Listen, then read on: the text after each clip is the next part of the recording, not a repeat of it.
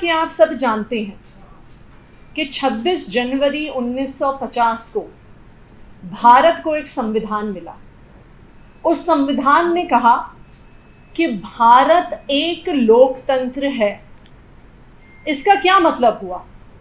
लोकतंत्र का मतलब हुआ कि फैसले लेने का अधिकार अब भारत देश में सिर्फ और सिर्फ भारत के लोगों को होगा। भारत के लोग वोट डालेंगे, अपने प्रतिनिधि चुनेंगे, वो प्रतिनिधि 5 साल तक काम करेंगे। उनका काम सही है कि नहीं, उनका काम गलत है, अच्छा है, बुरा है, ये लोकतंत्र में तय करने का अधिकार हमारे संविधान ने देश की जनता को दिया है। और इसीलिए 5 साल में एक बार हमारे संविधान के अनुसार देश में चुनाव होते हैं। लेकिन संविधान के खिलाफ जाते हुए, लोकतंत्र के सिद्धांत के खिलाफ जाते हुए केंद्र सरकार एक कानून लेके आई जो 11 अगस्त 2023 को नोटिफाई हुआ, जीएनसीटी अमेंडमेंट एक्ट 2023। ये कानून क्या कहता है? ये कानून कहता है कि चाहे हमारा देश लोकतंत्र हो, चाहे हमारा संविधान कुछ भी कहता हो, चाहे हमारा संविधान देश की जनता को ताकत देता हो, दिल्ली की जनता को ताकत देता हो, लेकिन जीएनसीटी अमेंडमेंट 23 कहता है कि दिल्ली में निर्णय लेने का अधिकार दिल्ली की जनता को नहीं होगा, दिल्ली के लोगों के चुने हुए प्रतिनिधियों को नहीं होगा, दिल्ली की चुनी हुई सरकार को नहीं होगा। दिल्ली में निर्णय लेने का अधिकार अनइलेक्टेड ब्यूरोक्रेसी के पास होगा और एक अनइलेक्टेड लेफ्टिनेंट गवर्नर के पास होगा। इस एक्ट में सेक्शन 45 जे सब सेक्शन 5 यह स्पष्ट तौर से कहता है कि अगर कोई अफसर चाहे तो वो मंत्री का आदेश मानने से मना कर सकता है। यह सेक्शन कहता है कि अगर दिल्ली सरकार में मुख्य सचिव, चीफ सेक्रेटरी चाहें तो वो मंत्री के दिए हुए आदेश को मानने से मना कर सकते हैं, उसको एग्जीक्यूट करने से मना कर सकते हैं। ये कानून और उसकी ये धारा लोकतंत्र की धज्जियां उड़ा देती है। और इसका परिणाम 11 अगस्त को ये कानून नोटिफाई हुआ और इसका पहला परिणाम हमें 21 अगस्त को ही देखने को मिल गया, जहां पे दिल्ली के चीफ सेक्रेटरी नरेश कुमार जी ने एक 10 पन्ने की चिट्ठी लिखकर चुनी हुई सरकार के मंत्री को के आदेश को मानने से इनकार कर दिया। मैंने 16 अगस्त को सर्विसेज मिनिस्टर और विजिलेंस मिनिस्टर होने के नाते chief secretary, secretary services, secretary vigilance को एक आदेश दिया और 16 अगस्त के दिए हुए आदेश के बाद चीफ सेक्रेटरी ने 21 अगस्त को 10 पेज की एक चिट्ठी लिखी और उसमें जीएनसीटी अमेंडमेंट एक्ट का हवाला देते हुए स्पष्ट अक्षरों में कह दिया है कि हम चुनी हुई सरकार के मंत्री की बात नहीं मानेंगे। और उन्होंने क्या कहा है? उन्होंने कहा है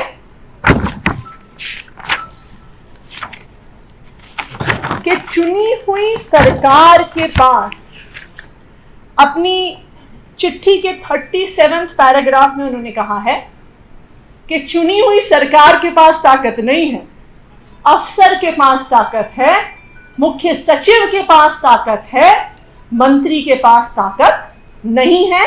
ये चीफ सेक्रेटरी ने लिखित में ब्लैक एंड व्हाइट में लिख के दिया। जब संविधान ने हमारे देश को लोकतंत्र बनाया तो उस लोकतंत्र का क्या ढांचा रखा? संविधान ने यह ढांचा बनाया कि देश की जनता या दिल्ली की जनता या किसी भी राज्य की जनता अपने प्रतिनिधि चुन के भेजेगी, उनको विधानसभा भेजेगी। वो विधानसभा अपने में से कुछ लोगों को मंत्री बना के कैबिनेट में भेजेंगे, जो फैसले लेंगे, पॉलिसीज बनाएंगे और अफसरों के माध्यम से इंप्लीमेंट करेंगे। इसे कहते हैं ट्रिपल चेन ऑफ अकाउंटेबिलिटी। अफसरों की अकाउंटेबिलिटी, अफसरों की जवाबदेही मंत्रियों को है, मंत्रियों की जवाबदेही विधानसभा को है, विधानसभा के सदस्यों को है, और विधानसभा के सदस्यों की, विधायकों की जवाबदेही दिल्ली की जनता को है। लेकिन जब अफसर चुनी हुई सरकार के मंत्री का आदेश मानने से मना कर देते हैं तो लोकतंत्र में जवाबदेही खत्म हो जाती है।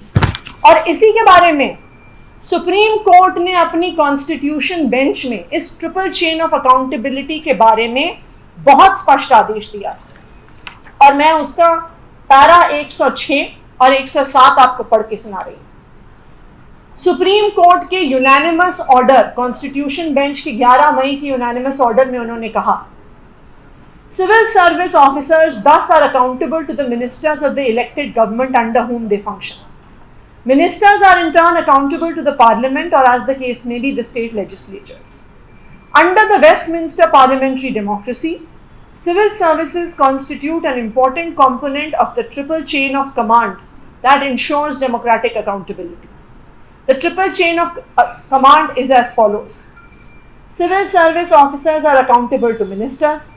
Ministers are accountable to the parliament or legislature, and the parliament or legislature is accountable to the electorate.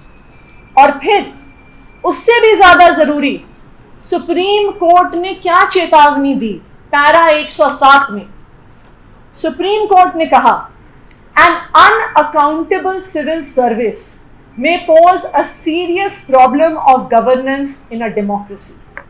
It creates a possibility that the permanent executive, consisting of unelected civil service officers who play a decisive role in the implementation of government policy, may act in ways that disregard the will of the people. और यही आज दिल्ली में हो रहा है, जब chief secretary चिट्ठी लिख के भेजते हैं कि हम चुनी हुई सरकार के मंत्री के आदेश का पालन नहीं करेंगे। ये तो शुरुआत है। कल हो सकता है कि शिक्षा मंत्री होने के नाते दिल्ली की जनता में मुझे बोले कि हमें इस इलाके में नया स्कूल चाहिए। मैं एजुकेशन सेक्रेटरी को आदेश दूं कि नया स्कूल बनाना है, और एजुकेशन सेक्रेटरी मुड़ के इस तरह की चिट्ठी लिख के कह सकते हैं कि हम स्कूल नहीं बनाएंगे। दिल्ली की चुनी हुई सरकार कहती है कि हम फ्री दवाई देंगे, हम फ्री टेस्ट कराएंगे।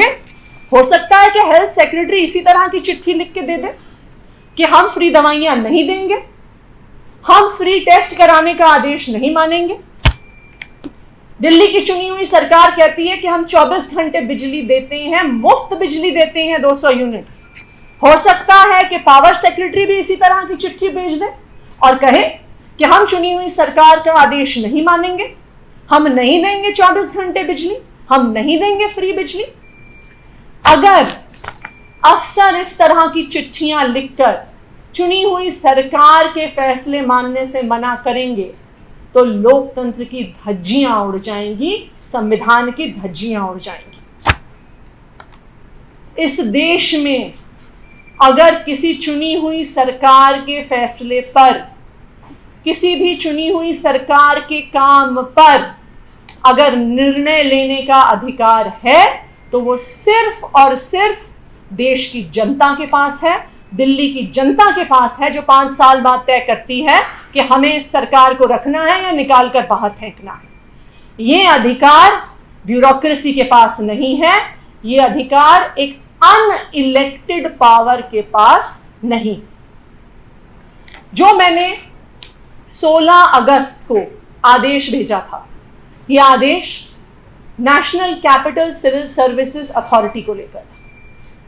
दिल्ली की सरकार, अरविंद केजरीवाल जी की सरकार ने यह फैसला किया था कि ये मानते हुए भी कि ये national civil services authority illegal है, अनकॉन्स्टिट्यूशनल है, और हमने इसके फॉर्मेशन को सुप्रीम कोर्ट के सामने चैलेंज किया हुआ है, लेकिन फिर भी क्योंकि ये अभी देश का कानून है, इसका सम्मान करते हुए और दिल्ली के जनता के कामों के हित में अरविंद केजरीवाल की सरकार ने यह फैसला लिया था कि हम दिल्ली की सरकार, चुनी हुई सरकार, अलग अलग विभागों के बीच में और नेशनल सिविल सर्विसेज अथॉरिटी के बीच में एक कोऑर्डिनेशन मैकेनिज्म बनाएंगे। इसका आदेश मैंने 16 अगस्त को मिनिस्टर सर्विसेज और मिनिस्टर विजिलेंस होने के नाते दिया और 21 अगस्त को दिल्ली के मुख्य सचिव ने इस फैसले को मानने से मना कर दिया। अब इसका क्या मतलब है कि आज एक अनइलेक्टेड ब्यूरोक्रेसी डिसाइड कर रही है कि ये शहर कैसे चलेगा, कि ये सरकार कैसे चलेगी, कि अब नेशनल सिविल सर्विसेज अथॉरिटी, जिसकी बैठक के लिए अरविंद केजरीवाल की सरकार ने कोऑर्डिनेशन मैकेनिज्म बनाया कि दिल्ली की जनता के काम ना रुकें, ये जानते हुए कि भी वो गैर कानूनी है वो अथॉरिटी, उसको चैलेंज किया हुआ है, लेकिन अब दिल्ली की ब्यूरोक्रेसी ने ये इंश्योर कर लिया है कि नेशनल सिविल सर्विस अथॉरिटी अब नहीं चल पाएगी क्योंकि उन्होंने आदेश मानने से मना कर लिया। इससे क्या होगा? इससे दिल्ली की जनता के काम रुकेंगे, इससे दिल्ली की जनता के काम डिले होंगे। इसका नुकसान अगर किसी को होगा तो वो सिर्फ दिल्ली की जनता को होगा, उनकी कामों में देरी होगी और काम रुकने शुरू होंगे। अब मीटिंग नहीं होगी, आप ये कह रहे हैं? बिल्कुल, अगर एक कोऑर्डिनेशन मैकेनिज्म जो चुनी हुई सरकार ने बनाया, अगर उस कोऑर्डिनेशन मैकेनिज्म को, मीटिंग करने के तरीके को आज ब्यूरोक्रेसी मानने को तैयार नहीं है, आज मुख्य सचिव मानने को तैयार नहीं है और वो उसके रिस्पांस में 10 पेज की चिट्ठी लिख के भेजते हैं कि हम आदेश नहीं मानेंगे, तो फिर ये national capital civil services authority कैसे चले? और जैसा मैंने कहा, ये अभी शुरुआत है। आज चीफ सेक्रेटरी ने ऐसी चिट्ठी लिख के भेजी है, लेकिन जब तक ये गैर संवैधानिक कानून बना रहेगा तब तक दिल्ली में इस प्रकार से लोकतंत्र की धज्जियां उड़ती रहेंगी, संविधान की धज्जियां उड़ती रहेंगी। देखिए, ये कोऑर्डिनेशन मैकेनिज्म इसलिए था, ये कोऑर्डिनेशन मैकेनिज्म क्यों बनाने की जरूरत पड़ी? ये कोऑर्डिनेशन मैकेनिज्म इसलिए बनाने की जरूरत पड़ी कि जो दिल्ली की चुनी हुई सरकार है और उसके अलग अलग विभाग हैं, क्योंकि उन सबके पास सर्विस मैटर्स आते हैं, उन सबके पास ट्रांसफर पोस्टिंग आती हैं, उन सबको स्टाफ की ज़रूरत पड़ती है, उनको पोस्ट क्रिएशन की ज़रूरत पड़ती है। तो ये कोऑर्डिनेशन मैकेनिज्म इसलिए बनाया गया था कि जो अलग अलग विभाग हैं, उन विभागों के अपने मंत्री हैं जो चुनी हुई सरकार का हिस्सा है। अभी जिस प्रकार से अथॉरिटी फंक्शन कर रही थी, चुनी हुई सरकार से बिना कंसल्टेशन किए सारे एजेंडा एनसीसीएसए के पास जा रहे थे। तो ये कोऑर्डिनेशन मैकेनिज्म क्या कह रहा था? कोऑर्डिनेशन मैकेनिज्म कह रहा था कि जो सर्विसेज से जुड़े मैटर हैं, कि किसी डिपार्टमेंट को स्टाफ चाहिए, किसी में कोई प्रमोशन होनी है, किसी में कोई रिक्रूटमेंट होनी है, किसी में कोई ट्रांसफर पोस्टिंग होनी है, तो वो चुनी हुई सरकार के सर्विसेज मंत्री के थ्रू होकर अथॉरिटी में जाए, कि जो विभाग हैं, जो अलग अलग मंत्री हैं, उनसे कोऑर्डिनेशन बनता है। दूसरा ये मैकेनिज्म क्या कह रहा था कि मान लीजिए कि किसी भी विभाग में किसी अफसर पर डिसिप्लिनरी एक्शन लेना, कि उन्होंने काम नहीं किया, कुछ भ्रष्टाचार हुआ, किसी डायरेक्शन को फॉलो नहीं किया, समय से स्कूल नहीं बना, समय से अस्पताल नहीं बना, जिसके लिए डिसिप्लिनरी एक्शन का प्रावधान होना है, तो वो डिसिप्लिनरी एक्शन मिनिस्टर विजिलेंस के थ्रू होकर उस अथॉरिटी के पास जाए। ये कोऑर्डिनेशन मैकेनिज्म क्यों बनाया?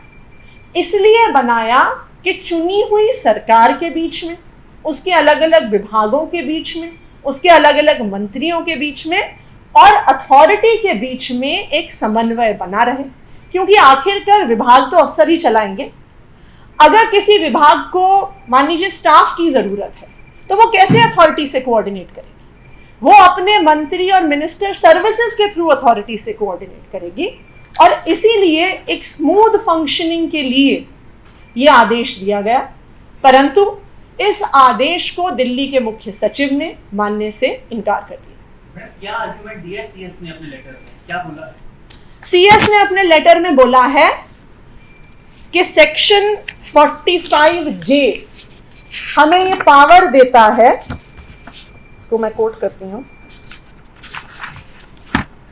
सेक्शन 45J ये कहता है कि अगर चीफ सेक्रेटरी या सेक्रेटरी को लगे तो वो they do not that instead of giving effect to the order of the minister, वो इस मामले को मिनिस्टर को, चीफ मिनिस्टर को और एलजी को लिख के दे सकते हैं कि हम इस आदेश का पालन नहीं करेंगे। लेकिन एनसीसीएसए को जो कमीशन है एक्ट के अंदर, उसमें तो कहीं भी किसी तरह की कोऑर्डिनेशन की बात नहीं करी स्टेट गवर्नमेंट के साथ। इसी में शायद कन्वीनर को पावर दी है, चाहे वो इलीगल लॉ है या नहीं है, that is second, but the fact is that it is at the moment it is the law. नहीं बिल्कुल, और हम ये क्लियरली मानते हैं कि ये national civil services authority unconstitutional है, इलीगल है, और हमने इसे सुप्रीम कोर्ट में चैलेंज किया है। लेकिन हमने खुद ये कहा, हमारी सरकार ने, कि हम एग्जिस्टिंग लॉ का सम्मान करते हुए हम इसकी वर्किंग करवाएंगे, लेकिन इसका कोऑर्डिनेशन चुनी हुई सरकार से होना जरूरी है, उसके मंत्रियों से होना जरूरी है, वरना सरकार कैसे चलेगी। तो हमने एक गैर कानूनी गैर संवैधानिक एक्ट जिसको हम मानते हैं, लेकिन क्योंकि वो लॉ ऑफ द लैंड है अभी, till the supreme court takes a decision on it, उसका सम्मान करते हुए हमने एक कोऑर्डिनेशन मैकेनिज्म बनाया। लेकिन अगर एक कोऑर्डिनेशन मैकेनिज्म को अफसर मानने से मना कर देंगे तो इसका ये मतलब है कि अफसर आज कह रहे हैं कि चुनी हुई सरकार कुछ भी कहे, मंत्री कुछ भी कहे, वो कुछ भी फैसले लें, लेकिन हम उन फैसलों को नहीं मानते। लेकिन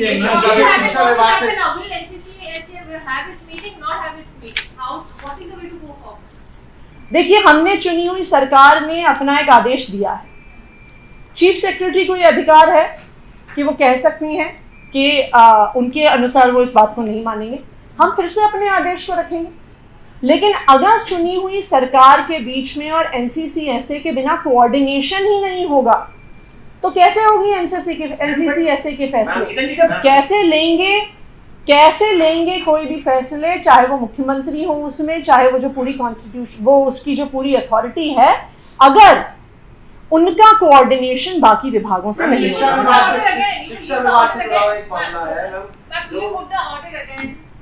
no absolutely, we will put the order again, हम बिल्कुल ये करेंगे। और इनफैक्ट